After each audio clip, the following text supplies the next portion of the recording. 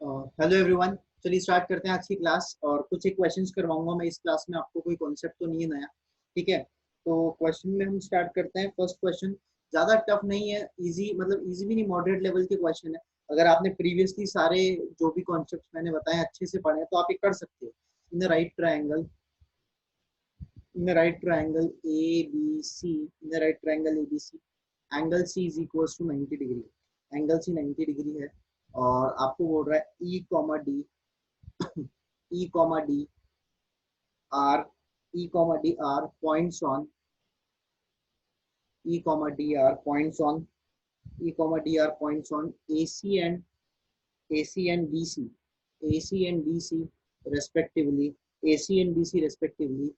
Prove that, आपको इतना सा प्रूफ करना है, यह AD square plus BE square that is equals to AB square plus DE square. वैसे तो आज का जो जितने भी मैं क्वेश्चन करवाऊंगा ना, तो मेरा थोड़ा सा फोकस पाइथागोरस के ऊपर होगा, ठीक है? डी स्क्वायर, आइए सॉल्व करते हैं। बहुत ही आसान लग रहा है मुझे तो ये देखते ही, क्योंकि पाइथागोरस थ्योरम लग सकती है अगर स्क्वायर्स का सम आ रहा है तो, और एंगल भी आपको 90 दे रखा है, तो मुझे नहीं लगता इसमें कोई ज्यादा प्रॉब्लम आएगी आपको। ए बी और सी दे रखा है, ई और डी पॉइंट ऑन ए सी, तो ए सी पे कोई पॉइंट ई है। देखिए मिड पॉइंट कंसीडर मत करना, कई बच्चे गलती से कंसीडर कर लेते हैं। ई और डी आपको जनरल पॉइंट्स दिए हैं, ठीक है? तो सबसे पहले तो एडी को ज्वाइन करते हैं, फिर किसको ज्वाइन करते हैं, बीडी को ज्वाइन करते हैं, फिर किसको ज्वाइन करते हैं, ईडी को भी ज्वाइन कर लेते हैं। अब अपन एक काम करते हैं, फॉर सेक ऑफ सिंप्लिसिटी, क्योंकि हमें बार बार नहीं लिखना पड़ेगा, मैं इसे एक्स कंसीडर करता हूँ और इसे वाई कंसीडर करता हूँ, दैट्स और कुछ नहीं। अब मुझे इतना सा बता दो कि A D square plus B square की बात है ना, एल एच एस। आइए एल एच एस सॉल्व करते हैं। पाइथागोरस लगाओ, ए डी स्क्वायर कौन से ट्रायंगल में, देखो जरा क्या ये इस ट्रायंगल में है क्या? इस ट्रायंगल में। तो पाइथागोरस लगा के काम करना है आपको, दैट्स इट, और कुछ भी नहीं है। तो ए डी स्क्वायर बराबर क्या होगा, वो होगा ए C square plus x square, ठीक है? ए C square plus x square. और बी स्क्वायर क्या होगा, देखो बी स्क्वायर क्या इस वाले में है क्या, इस वाले में है ना बी स्क्वायर, वो क्या होगा, वो होगा y square plus B C square, y square plus B C square. Equation number 1। ऐसे ही अब आरएचएस में आ जाते हैं, है ना? या फिर मैं चाहता तो यहीं पे भी कंबाइन करवा सकता था, चलो आरएचएस को भी छोड़ो, यहीं कंबाइन कर लो। आप इतना सा देख लो कि अब आपको प्रूव करना है A B square plus D square. तो आप मुझे ये बताओ यार कि डी स्क्वायर किस में बनेगा, डी स्क्वायर बनेगा x square plus y square. तो ये दोनों अगर मैं मिला दूं तो मुझे बन जाएगा डी ई स्क्वायर प्लस, और ए सी स्क्वायर और बी सी स्क्वायर मिला दूं तो A C square plus B C square, ये बन जाएगा ए बी स्क्वायर, और ये आपका आर एच एस हो गया। ये लो, तो आपको सेकंड इक्वेशन भी फॉर्म करने की जरूरत नहीं पड़ी, कुछ भी नहीं पड़ा। तो ये बहुत ज्यादा आसान क्वेश्चन था, नोट कर लो, ये हर बच्चे से होना चाहिए यार। नहीं हो रहा तो पुराने नोट्स रिवाइज करो, सब अच्छे से करो, है ना? और कभी भी इन वीडियोस को देखा मत करो यार कि ऐसा नहीं प्रवचन चल रहा है कि यार टीवी पे बाबा आ गए और सुना रहे हैं प्रवचन आपको, वैसा नहीं है ये, ठीक है? बहुत प्रॉपर नोट्स बनाइए, प्रैक्टिस कीजिए। वीडियो में इसलिए अपलोड कर रहा हूँ, लाइव क्लास में कम इसलिए लेता हूँ ताकि लाइव क्लास में क्या भागती रहती है क्लासेस में, आप पॉज कर सकते हैं, डाउनलोड कर सकते हैं, इजीली पढ़ सकते हैं, कंटेंट को मल्टीपल टाइम देख सकते हैं, ठीक है? चलिए। तो नेक्स्ट क्वेश्चन आपके लिए ये आ जाता है, in a triangle ABC angle C is equals to 90 degree. आगे आपको बोला है D is the mid point, D is the mid point of A B, D is the mid point of A B, D is the mid point of A B. फिर ये मैंने करवा दिया, पर उसके जैसा ही है, सेम सब कुछ वैसा ही आ रहा है। E comma F are 2 points, E comma F are 2 points on A C and B C respectively, तो रफ ही नहीं करना चाहिए, A C and B C respectively. आगे आपको बोला है and D E is perpendicular to D F, यहाँ से ही अलग हो गया, ठीक है? प्रूव दैट, और आपको कुछ प्रूव करना है। क्या प्रूव करना है? आपको प्रूव करना है कि E F square is equals to A E square plus B F square. देखो 90% क्वेश्चन बिल्कुल एक जैसा है, पर डिफिकल्टी लेवल में बिल्कुल उसके उलट है। वो क्वेश्चन हर एक से हुआ होगा और ये क्वेश्चन केवल चुनिंदा बच्चों से हुआ होगा, ठीक है? थोड़ा सा स्पेस काफी है, नीचे की तरफ बनाते हैं। यहाँ देखो यार कि एक राइट एंगल ट्रायंगल फॉर्म करना है, ठीक है? तो ये मैंने राइट एंगल ट्रायंगल फॉर्म किया, जिसका नाम है, क्या नाम रखना है, ए बी और सी। एंगल सी 90 दे रखा है, आगे आपको क्या बोल रहा है, there are 2 points E and F और ए सी एंड बी सी, तो ए सी पर एक पॉइंट ई है, यहाँ पर एक पॉइंट क्या है, एफ है, ठीक है। Such and 2 points on this such that okay D is perpendicular to D F. अच्छा डी की भी तो आपको पोजीशन दे रखी है, D is the mid point of A B, okay आपको बोला D is the mid point of A B, ये डी ए बी का मिड पॉइंट है, and take 2 point E and F such that कि angle ये जो मतलब बनेगा ना डी ई एफ, ये 90 होगा, डी एफ 90 होगा, तभी तो मैं बोल सकता हूँ कि डी ई और ये परपेंडिकुलर है। तो देखिए ये क्या, there are lots of points such like, ऐसा नहीं कई बच्चे सोचते हैं कि सर ये ई और एफ को मैं मिड पॉइंट ले लूंगा तो काम हो जाएगा। अगर ई और एफ मिड पॉइंट होंगे तो पक्का होगा ही सही, उस केस में जो छोटा सा क्वाड्रिलेटरल बन रहा है it will become a square, लेकिन उसके अलावा भी ये ई ऊपर हो जाएगा तो एफ इधर आ जाएगा, तो ये आप देखिएगा there are lots of possibilities, है ना, इसीलिए मिड पॉइंट लेके मत कीजिएगा। आइए और आपको क्या प्रूफ करना है, आपको जो प्रूफ करना है उसके लिए मैं ज्वाइन करता हूँ, आपको प्रूफ करना है ई एफ स्क्वायर, तो मैंने ई एफ को ज्वाइन किया और अब मैं आपके लिए यहाँ पे सिर्फ इसे टिक करूंगा कि एक तो रिलेशनशिप ई एफ स्क्वायर और वो चाहिए, इसको ऐसे टिक नहीं करते हैं, इसको ऐसे टिक करते हैं कि एक तो ई एफ में चाहिए, एक ए ई में चाहिए और एक डी एफ, ये नहीं है डी एफ में चाहिए।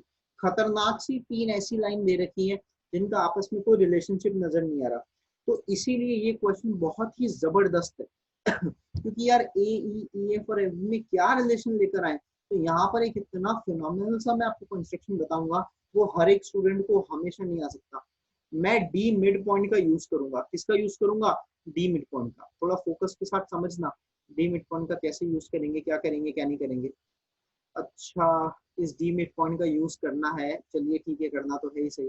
तो एक काम करते हैं, let us take a line from A parallel to the base, A से बेस के पैरेलल आपकी एक लाइन है, ठीक है, ये ए से बेस के पैरेलल आपकी एक लाइन है, ये पैरेलल है। अब यार इसको ज्वाइन तो करना पड़ेगा तो अब किसको कैसे ज्वाइन करें, तो अब आपको फील ऐसे करना है कि आपका थोड़ा थोड़ा ये काम हो जाए कि कुल मिला के जैसे जो आपका ई एफ है वो थोड़ा सा समझ में आ रहा है ना। चलिए ई एफ है मतलब वो यूज आ जाए, ए यूज आ जाए, एफ भी यूज आ जाए।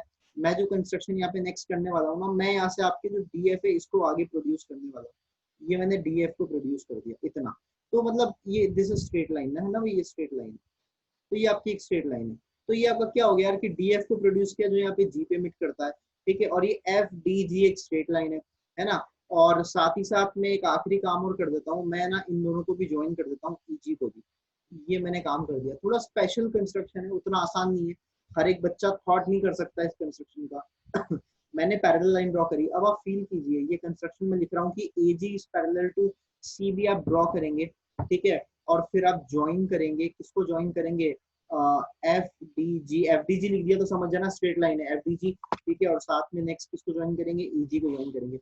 अब आप एक चीज फील कीजिएगा जो मैं आपको करवा रहा हूँ बड़े ध्यान से यहाँ पे, ठीक है, वो चीज क्या फील हो सकती है कि सबसे पहली चीज तो इसको मैं कैसे समझाऊं आपको, इसको आप एक चीज फील करो कि ई एफ जी के बारे में क्या ख्याल है, क्या ई एफ जी कैसा ट्राइंगल बनेगा, फील करो, बड़े प्यार से फील करो, बड़े आराम से फील करो। मैं आपको हिंट देता हूँ कि ई एफ जी हम प्रूफ करेंगे, कैसा प्रूफ करेंगे, हम ई एफ जी को प्रूफ करेंगे बिल्कुल आइसोसेलेस। तो आप यहाँ फील कीजिए कि ये और ये इसके बारे में क्या कह मतलब ये वो कंस्ट्रक्शन है जो कई बार कर चुके हैं, पर हम ये करते हैं रेक्टेंगल या स्क्वायर के केस में। फील करवाता हूँ, अगर आपको एक ये स्क्वायर दे रखा होता या रेक्टेंगल दे रखा होता और आपको मैं बोलता यार ये इसका मिड पॉइंट है, तो आप इसको प्रोड्यूस करते हुए आगे जाते और इसको आगे बढ़ाते और आप बोलते कि सर ये और ये कॉन्ग्रुएंट है। ऐसा मैं कई बार करवा चुका हूँ, आगे भी एक क्वेश्चन में करवाऊंगा, लेकिन यहाँ पे थोड़ा मामला अलग है। यहाँ पे क्या था, रेक्टेंगल रेक्टेंगल नहीं था यार, यहाँ पे ट्राइंगल था, ट्राइंगल में एक मिड पॉइंट था, तो मैंने उस मिड पॉइंट से एफ डी को प्रोड्यूस करते हुए आगे बढ़ा दिया और ए जी उसके पैरेलल ड्राइंग किया है। तो समहाउ ये एक टफ कंस्ट्रक्शन है पर अच्छा है। चलिए तो अब ये जो डार्क किया था वो हटा देते हैं। तो यहाँ से अब बहुत इजीली हम ये चीज कह सकते हैं सबसे पहले कि ट्रायंगल ए डी जी जो है that is actually congruent to triangle B D F. ये आप बोल सकते हैं बाय बहुत सारा तरीका है ए एस ए क्राइटेरिया से कि सर देखो ए डी बराबर डी एफ हो गई, ये angle theta theta vertically opposite हो गया, ये अल्फा अल्फा क्या हो गया, आपका ऑल्टरनेट इंक्रीड एंगल हो गया जैसे ये दोनों कॉन्ग्रुएंट हुए हमारा फील आ गया, मतलब हमारा ये चीज आ गया कि ए जी बराबर एफ बी है। ये तो एक बहुत काम की चीज आ गई कि सर ए जी और एफ बी बराबर हो गए। अब यार ये क्यों काम की चीज आ गई, जो आपको प्रूफ करना है उसमें आप देखो एफ बी यानी कि बी एफ का आपको यूज करना है, एक तो ये आ गया। अब आप एक काम करो, कुछ मत करो, सिर्फ ये वाला ट्रायंगल देखो, है ना, और आप इसमें आप एक चीज लगाओ, पाइथागोरस थ्योरम। आप मुझे बताओ eg का square that is equal to ae का स्क्वायर प्लस ag का स्क्वायर आ जाएगा। अब आप मुझे एक बात बताइए कि आपने वो दोनों ट्रायंगल तो कॉन्ग्रुएंट कर दिए, मतलब एडीजी और ये, तो अब उसके बाद इस वाले ट्रायंगल के बारे में आपका क्या ख्याल है? इसको मैं रफ करता हूँ।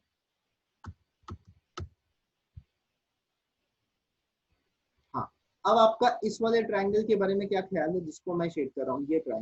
ये ट्रायंगल कैसा है? फील करो यार, ये कैसा है?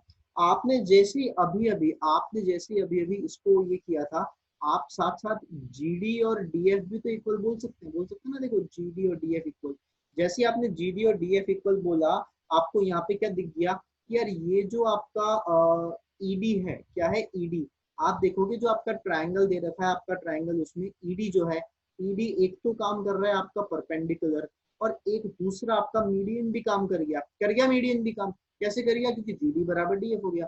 इसका मतलब ये आइसोसेलेस ट्रायंगल है, आइसोसेलेस ट्रायंगल है तो आपका ईजी बराबर ईएफ हो गया। ये मैं काफी यूज करता हूँ, पहले भी एक दो बार यूज किया है। तो आप ईजी की जगह डाल दें ईएफ का स्क्वायर, और ये तो आपका हो गया ए ई का स्क्वायर, और आप एजी की जगह डाल दें एफ बी यानी कि बी एफ का स्क्वायर, और आपका क्वेश्चन क्या हो गया? हैंड्स। तो ये 2 स्टार 3 स्टार क्वेश्चन है मेरी तरफ से, काफी बढ़िया जबरदस्त क्वेश्चन है। ठीक है, आई होप आप लोगों को समझ में आया होगा। चलिए इस मोमेंट पे इसे पॉज करके नोट कीजिए और हम आगे बढ़ते हैं। कंस्ट्रक्शन वाज एवरीथिंग यार, याद रखो ज्योमेट्री में कंस्ट्रक्शन प्रैक्टिस से आता है। जरूरी नहीं है मैं भी हर क्वेश्चन सॉल्व कर सकूं, हो सकता है मैं भी अटक सकता हूँ, कोई भी अटक सकता है। कंस्ट्रक्शन बहुत डीप चीज है ना। तो बस प्रैक्टिस करते रहो यार, इन्हीं में से एक ना एक कंस्ट्रक्शन वाले क्वेश्चन आएगा आपके एग्जाम में। क्योंकि याद रखिए वो ऐसे ज्यादा हाई फाई कंस्ट्रक्शन या बहुत वैसे वाले क्वेश्चंस नहीं आते हैं। क्वेश्चंस वही आते हैं जिसके कंस्ट्रक्शन आप थोड़ा सीख सके मेहनत करके, जो मैं आपको सिखा रहा हूँ। Given that P is the inner point of the equilateral triangle ABC ABC such that PA is equals to 2, PB is equals to 2 3, PC is equals to 4। और आपको बोला है find the length of triangle, find the sides, बोल दूं सीधा मैं, sides of triangle ABC, finds the sides of triangle ABC. आइए solve करते हैं सॉल्यूशन। इक्विलेटरल ट्रायंगल बनाना है आपको। ये हुआ इक्विलेटरल ट्रायंगल, ये हुआ आपका ए, ये हुआ बी और ये हुआ सी। ए बी सी ऐसे कर दें? हाँ कर दें, क्या दिक्कत है? ए बी सी ऐसे कर देते हैं। या फिर एक काम करता हूँ, for the sake of our simplicity मैं ए को नीचे लेता हूँ, ए बी और ये हो गया सी। ठीक है, कोई प्रॉब्लम नहीं है। Take a point P inside, point P मैंने अंदर लिया और ऐसे लिया कि अगर मैं इनको तीनों से ज्वाइन करता हूँ ना, ये इस स्ट्रेटेजी पे तो मैं इनिशियली क्वेश्चन करवा चुका हूँ। इसमें बच्चे अटके होंगे तो एक ही जगह के अटके होंगे, वो मैं एक्सप्लेन कर दूंगा। बाकी तो ये स्ट्रेटेजी में करवा चुका हूँ कि आपको पी ए का लेंथ 2 दे रखा है, पी बी का लेंथ आपको 2√3 दे रखा है, इसका लेंथ आपको 4 दे रखा है। बड़ा ही स्टैंडर्ड क्वेश्चन है कि अगर ये एंगल थीटा हुआ तो ये कितना हो गया? 60 माइनस थीटा हो गया। और इसका कंस्ट्रक्शन मैंने आपको करवाया था, अगर आपको याद हो तो, कि इस ट्राइंगल के जैसा ही एक कॉन्ग्रुएंट ट्राइंगल बाहर की तरफ कंस्ट्रक्ट करेंगे। दिस वाज द कंस्ट्रक्शन, एकदम आइडियल कंस्ट्रक्शन। ठीक है, एकदम आइडियल कंस्ट्रक्शन है, कई बार करवा चुका हूँ मैं आपको। इस पॉइंट का नाम क्या दे? पी डैश देते हैं। तो आप एक सोचिए कि ट्राइंगल बीपीसी बीपीए में आपने 3 बोल्ट है यहाँ पे, एक बी पे, एक पी पे और एक ए पे। तो बी का बोल्ट हटा दिया, पी का बोल्ट हटा दिया, ए को टाइट कर दिया, तो उस ट्राइंगल को ऐसे रोटेट करेंगे तो पॉइंट ए के अलोंग रोटेट होगा और बाहर की तरफ आ जाएगा। ये मेरा कंस्ट्रक्शन था। कंस्ट्रक्शन क्या था? कि construct triangle P B A, sorry हाँ ठीक है, एक ही बात है, P B A congruent to triangle P dash C A, P dash C A P B A के कॉन्ग्रुएंट किया। जैसे ही किया ना, देखो ये 2 था ना, तो यहाँ पे कुछ चीजें मिलेंगी ना, ये लाइन भी 2 हो जाएगी, ये भी 2 हो जाएगी, और ये एंगल भी थीटा हो जाएगा, ये हो जाएगा। तो ओवरऑल ये वाला एंगल कितना हो जाएगा? ये 60 हो जाएगा। तो आप फील कर सकते हैं ये थीटा है, 60 माइनस थीटा और वो थीटा, तो ये आपका 60 हो गया। नेक्स्ट है we should join this line, तो हमें इसे ज्वाइन करना चाहिए। अब आप मुझे इतना सा बताइए कि जो आपका ट्राइंगल है पी पी डैश ए, उसके बारे में क्या ख्याल है? कि सर आप देखिए ये 2 साइड तो बराबर है, ये कुछ ऐसा बन रहा है पी ए और पी डैश। थोड़ा स्पीड से बताऊंगा क्योंकि पहले सेम टाइप के क्वेश्चन में करवा चुका हूँ कि सर ये और ये लाइन बराबर है और ये वाला एंगल 60 डिग्री है। गुड, तो इसका मतलब ये भी 60 ये भी 60, तो ये इक्विलेटरल ट्राइंगल हो जाएगा। और आपकी तीनों साइड जो है P P dash P A और पी डैश ए, तीनों आपकी इक्वल हो जाएंगे और वो 2 हो जाएगी, ये 2 हो गई। और पी डैश सी तो आपका 2√3 था ही सही, क्योंकि आपका जो पी डैश सी था वो आपका पीबी के इक्वल था। ठीक है, तो अब आपका फोकस होना चाहिए इस वाले ट्राइंगल में। आप इस वाले ट्राइंगल में पाइथागोरस लगाइए जैसा मैं लगाता हूँ, और आप मुझे बताइए कि क्या 4 का स्क्वायर 2√3 स्क्वायर प्लस 2 स्क्वायर के इक्वल होता है क्या? बिल्कुल होता है। तो ये वाला एंगल 19 हो जाएगा, ये 16 हो गया, ये 12 हो गया और ये 4 हो गया। और ये तो आपने 60 प्रूव किया ही था। यानी कि जो आपका C P dash A angle था that is equal to angle D P A, क्योंकि कॉन्ग्रुएंट थे ना दोनों, और वो आ गया 150 डिग्री। उम्मीद है कि इतना आपको समझ में आ गया होगा कि सर यहाँ पे ना ये एंगल 150 आ गया। तो यहाँ तक तो मुझे सभी से उम्मीद थी कि यार ये तो किया होगा आप लोगों ने, है ना, अटके होंगे तो इसके बाद अब आके अटके होंगे कि सर ये तो एंगल वेंगल तो आ गया, अब मैं क्या करूँ। तो बेटा अब बड़ा आसान है, अगर ये साइड ए है और ये एंगल 150 है ना, मैंने अभी पढ़ाया नहीं है पर मैं आगे पढ़ाऊंगा, इसे कोसाइन फॉर्मूला कहते हैं। शायद एक आध क्वेश्चन में कहीं बताया हो। तो कॉस 150 डिग्री, मैंने आपको एक आध क्वेश्चन में बताया था, मुझे याद आ गया कि cos थीटा बराबर क्या होता है, वो होता है a square plus B square minus C square upon 2ab। ठीक है, और डायग्राम इसका कुछ इस तरीके से बनता है कि ये थीटा है, ये a है और ये b है और ये c है। अपोजिट साइड है ना थीटा के अपोजिट, देखो c है और वही माइनस में जा रही है, तो यहाँ cos 50 के अपोजिट a है, तो ये होगा 2√3 का square plus 2 square minus a square, है ना, अपॉन 2 टाइम्स 2√3 डॉट। ठीक है, और कॉस 150 की वैल्यू माइनस हाफ है, तो फिलहाल तो याद रख लो। बाद में मैं आपको, मैंने प्रॉमिस कर ही चुका हूँ कि मैं आप लोगों के लिए ट्रिग्नोमेट्री पे भी बहुत जल्दी लेकर आऊंगा। ठीक है, तो मैं बहुत जल्दी लेकर आऊंगा भाई, मैंने बोला है तो, है ना। चलिए चलिए चलिए चलिए चलिए, तो अब क्या करें, अब कुछ नहीं यार, अब इसको सॉल्व कर लो। इसको सॉल्व करने की जिम्मेदारी मैं आपके कंधों पे सौंपता हूँ। आपके मजबूत कंधे इसको जरूर रूप से निभा सकते हैं। ठीक है, तो ए आपकी साइड आ जाएगी, वो जो भी दे रखा है, आई थिंक √28 होगी, है ना। हाँ, 2√7, ये आपका आंसर हो जाएगा। तो एक कोसाइन फॉर्मूला का यूज था, बाकी तो कुछ भी नहीं था। ये बहुत स्टैंडर्ड क्वेश्चन था जैसा मैं आपको करवाता हूँ। मुझे उम्मीद है कि ये आप लोगों को समझ में आया होगा। प्लीज पॉज कीजिए इस मूवमेंट पे और मैं आगे बढ़ता हूँ, आप लोगों को नेक्स्ट क्वेश्चन की तरफ लेके चलता हूँ। कुछ एक क्वेश्चन और है, अभी काफी बड़ा वीडियो होगा ये। ठीक है, ABCD इज अ रेक्टेंगल। हाँ, ये ABCD इज अ रेक्टेंगल, देखते हैं किसको याद है ये एक जैसे मैं लिखूंगा ना उसी मूवमेंट पे याद आना चाहिए कि कौन सी प्रॉपर्टी है, कौन सा फॉर्मूला है। P is an inner point, P is an inner point of the rectangle, of the rectangle such that PA is equals to 3, PB is equals to 4, PC is equals to 5, PC is equals to 5, and you just need to find PD, और आपको ये निकालना है। ये बहुत ही एक standard question है, मैं आपको प्रूव करवा चुका हूँ इस पे बेस्ड पहले, कि अगर आपका एक रेक्टेंगल है, उसका नाम है ए है, बी है, सी है और डी है, अंदर एक पॉइंट पी है। याद करो, रेक्टेंगल में अगर एक इनसाइड आप पॉइंट लेते हैं, याद आया कुछ ब्रिटिश फ्लैग थ्योरम करके, मैंने आपको बताया था एक ब्रिटिश फ्लैग थ्योरम बनती है, ऑपोजिट साइड्स के स्क्वायर का सम सेम होता है, यानी कि P A square plus P C square that is equal to क्या होता है, P D square plus P B square, that's it. आप फिल कर दें values, you will get P D square that is equal to P A square, यानी कि 3 square plus 4 square, P A square और P C square, sorry, P A square plus P C square minus P D square. तो 25 और 9 34 minus 16, 34 minus 16 कितना हुआ, ये भी 28 आ जाएगा। ये कैसे हो सकता है, ये भी 28, पिछले वाले का भी 28, वेट वेट वेट, देखना पड़ेगा देखना पड़ेगा, 28 थोड़ी, हाँ ठीक है 18 आ रहा है ना, तो वेट ये कितना हो, 5 का स्क्वायर 25, साइड तो मैंने सही लिखी ना, हाँ 3 4 5 सही है, चेक कर लेते हैं, 3 square plus 5 square minus 4 square, 9 और 25, 34 माइनस 16, हाँ सही तो है, 18 ही तो है, 18 ही तो है। तो पीडी आपका कितना आ गया, पीडी आपका आ गया √18 यूनिट्स, दैट्स इट। तो ये आपका आंसर हो गया, एक स्टैंडर्ड क्वेश्चन था। पॉज कीजिए इस मोमेंट पे, मैं आगे लेके चलता हूँ। अगला क्वेश्चन है, determine whether such a right triangle, right triangle exists such that each side is an integer, each side is an integer, and and one leg is a multiple of the other leg.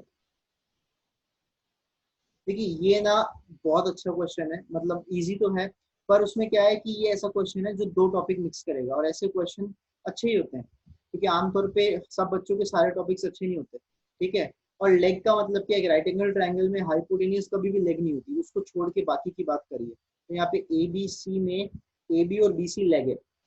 आपको बोला है कि determine whether such a right angle triangle exist, each side is an integer, हर side integer है, one leg is a multiple of other. तो let us assume करते हैं हम लोग कि यार ए बी को मैंने स्मॉल ए मान लिया, ये हो गया स्मॉल ए। अब जो अदर लेग है बी सी वो इसी का मल्टीपल होगा, तो क्या बोलते हैं इसको, ए के बोल दें, इसी का मल्टीपल है ना, तो इसको ए के बोल देते हैं, ठीक है। और हाइपोटेनियस को बी मान लेते हैं, कोई दिक्कत है यहाँ तक। तो आपको इसने बोला है कि ए बी और के दे बिलोंग्स टू नेचुरल, क्योंकि नेगेटिव तो हो नहीं सकते, इंटीजर तो दिया हुआ है, ठीक है। और आपको ये प्रूव करना है, सॉरी फाइंड करना है कि ऐसा ट्राइंगल एग्जिस्ट करेगा नहीं करेगा। पाइथागोरस यूज करो, बी स्क्वायर बराबर ए स्क्वायर प्लस ए स्क्वायर के स्क्वायर, बी स्क्वायर बराबर ए स्क्वायर कॉमन लो, वन प्लस के स्क्वायर। अब आप फील करो कि आर एच एस क्या है, ये क्या है, परफेक्ट स्क्वायर, पी एस मतलब परफेक्ट स्क्वायर। तो सॉरी माफ करना, एल एच एस क्या है, परफेक्ट स्क्वायर, तो आर एच एस भी क्या होना चाहिए, परफेक्ट स्क्वायर। तो ये तो परफेक्ट स्क्वायर है ही सही, इतना पार्ट तो परफेक्ट स्क्वायर है, तो इसको भी क्या होना पड़ेगा, परफेक्ट स्क्वायर होना पड़ेगा। थॉट समझ में आया, इसको क्या होना पड़ेगा, परफेक्ट स्क्वायर। तो आपका ट्रायंगल तभी एग्जिस्ट करेगा जब आप बोलेंगे कि सर वन प्लस के स्क्वायर एक परफेक्ट स्क्वायर है, ताकि दो परफेक्ट स्क्वायर का प्रोडक्ट भी परफेक्ट स्क्वायर हो। बट आपको पता है कि वन प्लस के स्क्वायर जो है वो के स्क्वायर से तो बड़ा होता है, लेकिन वो वन प्लस के स्क्वायर प्लस टू के से छोटा होता है। यानी कि वन प्लस के स्क्वायर जो है वो के स्क्वायर से बड़ा होता है, और ये के प्लस वन का होल स्क्वायर इससे छोटा होता है। तो आपका के स्क्वायर प्लस वन दो नेचुरल, दो कॉन्जिक्यूटिव नेचुरल के बीच में आ रहा है, यानी कि मैं बोल सकता हूँ वन प्लस के square is not a perfect square. और अगर ये परफेक्ट स्क्वायर नहीं है तो ऐसा कोई भी ट्रायंगल एग्जिस्ट नहीं करता, क्योंकि इस केस में बेटा ये नॉन परफेक्ट स्क्वायर और ये परफेक्ट स्क्वायर, उनका प्रोडक्ट कभी भी परफेक्ट स्क्वायर नहीं हो सकता। इसका मतलब है not any kind of a triangle exist, ऐसा कोई भी ट्रायंगल एग्जिस्ट नहीं करता। तो पॉज करिए इस मोमेंट पर, इसको नोट कीजिए। इजी था, इजी था, ठीक है, बट थोड़ा सा ज्योमेट्री से हट के नंबर सिस्टम में लेके जा रहा था आपको, ठीक है। चलिए इसको नोट कीजिए और मैं आपको अगले क्वेश्चन की तरफ लेके चलता हूँ। सबसे अच्छा क्वेश्चन कह सकते हैं क्या, एक क्वेश्चन सबसे अच्छा आया था, पिछले तीन क्वेश्चन बहुत इजी थे, तो ये उससे अच्छा है, ठीक है। और आइडियल क्वेश्चन है एग्जाम पॉइंट ऑफ व्यू से, कि इन स्क्वायर एबीसीडी, कि इन स्क्वायर एबीसीडी हम बोल रहे हैं भाई कि m is the point in square ABCD, m is the point, किसका पॉइंट है वो, m इज द पॉइंट नहीं, m is the mid point, m is the midpoint, m is the midpoint of AD, m is the midpoint of AD, and n is the midpoint, n is the midpoint, n is the midpoint of MD, n is the midpoint of MD. Prove that, prove that angle NBC is equals to twice of angle ABM. ये आपको proof करना है ना। आइए solution पे ध्यान देते हैं, एक स्क्वायर की बात की गई है, तो ये आपका स्क्वायर हो गया। तो in a square ABCD M is the mid point of AD, तो ये ए है, ये बी है, ये सी है और ये डी है, तो M is the mid point of AD. और आगे क्या बोला है, N is the mid point of M D, N इसका भी मिड पॉइंट है, मतलब ये और ये बराबर है, और ये एम जो है वो उसका मिड पॉइंट है। Prove that angle N B C, join करते हैं भाई एंगल एन बी सी के लिए।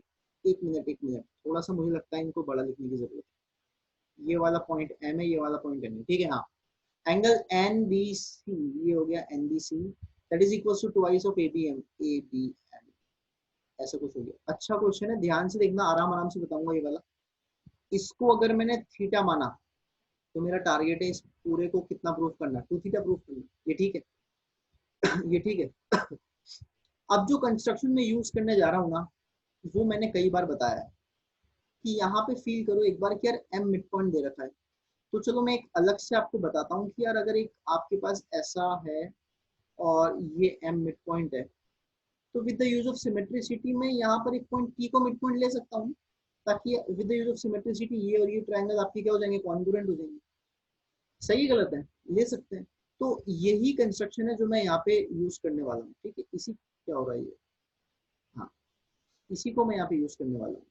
चलिए, तो just take a point here, that point is p, और ज्वाइन कर दीजिए बीपी को आगे तक। याद आया कुछ? मैंने आपको बताया इसके बारे में पहले भी कि हम इस टाइप का कुछ यूज करेंगे,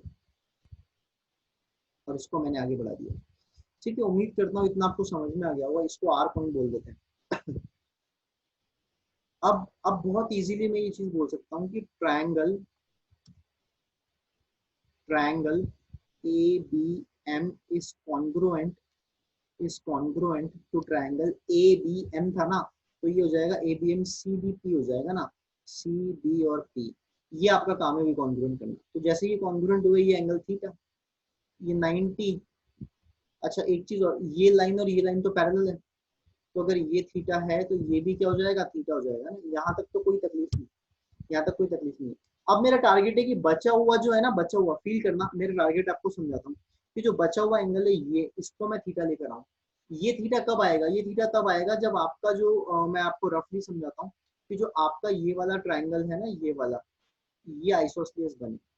क्योंकि आप फील करना यार कि ये एन है, ये आर है और ये बी है, और ये आपका थीटा है और इसे थीटा लाना है, तो आपको एन आर और एन बी को इक्वल करना पड़ेगा। अब late us assume the length, तो मैं काम करता हूँ एडी की लेंथ को 4a मान लेता हूँ। तो यहाँ से जो आपका एन डी था वो ए हो जाएगा, एम एन बी आपका ए हो जाएगा। This will become your twice of it. सही बात है। नेक्स्ट है, ये भी काम आपके लिए छोड़ रहा हूँ कि आप इन दोनों को कॉन्ग्रुएंट करें। Triangle D P R is congruent to triangle D P R is congruent to C P B. Feel करो यार कि पी मिड पॉइंट है, पी मिड पॉइंट है तो ये वाली साइड और ये वाली साइड इक्वल होगी। सही बात है। ये वाला एंगल, ये वाला एंगल वर्टिकली अपोजिट इक्वल, ये 90 ये 90 equal. A S A angle side angle से कितनी इजीली आपने इनको कॉन्ग्रुएंट कर दिया। जैसे ही आपने इसको कॉन्ग्रुएंट किया, वी कैन से दैट कि D R is equals to D C हो जाएगा। और स्क्वायर की साइड 4a थी तो डी आर भी आपका 4a हो जाएगा। आई होप ये यहाँ तक तो किसी को कोई डाउट नहीं होगा। आई होप यहाँ तक किसी को कोई डाउट नहीं होगा। ठीक है, आइए थोड़ा सा ट्राइंगल दूसरा देखते हैं। इन ट्राइंगल ए बी एन में पाइथागोरस थ्योरम पे आते हैं। B N is equals to root of, क्या हो जाएगा वो हो जाएगा A B square plus A N square. ठीक है, तो यहाँ से B N that is equals to A B कितना है, 4a का square 16a square. B N कितना है, सॉरी बी एन क्या, ए एन कितना है 3 है, उसका स्क्वायर कितना होगा 9 स्क्वायर। तो सॉल्व करने पर ही आएगा 5। तो ये वाला आपके पास आ गया 5 है। तो अब मैं इसको मार्क कर रहा हूँ और ये क्वेश्चन खत्म हो गया। अब देखो बी एन आपने निकाला 5 है। एन आर सोचो, एन आर कितना होगा, एन आर होगा N D plus D R, यानी ए प्लस 4 है, वो भी होगा 5। तो ये ट्राइंगल आपका आइसोसेलेस ट्राइंगल हो गया। ये एंगल थीटा हो गया। जैसे ये एंगल थीटा हो गया, आपका क्वेश्चन खत्म। NBC is equal to theta plus theta, यानी कि ट्वाइस ऑफ थीटा। तो ये एक अच्छा क्वेश्चन था, बट कंस्ट्रक्शन उतना टफ नहीं है, एक स्टैंडर्ड कंस्ट्रक्शन है। मैं कई बार यूज में लेता हूँ स्क्वायर और रेक्टेंगल के केस में, जब भी मिड पॉइंट्स गिवन होते हैं। ठीक है, तो ठीक है, आज के लिए इतना ही इस वीडियो में, और लगातार प्रैक्टिस करते रहिए। ठीक है, मैं बहुत जल्दी जो है अब इस टॉपिक को एंड करने वाला हूँ। मतलब हमारा ये जो टॉपिक है ज्योमेट्री बड़ी जल्दी एंड होगा, और आगे आपका नंबर सिस्टम भी स्टार्ट होगा। तो बस प्रैक्टिस करते रहिए। ठीक है, चलिए, थैंक यू।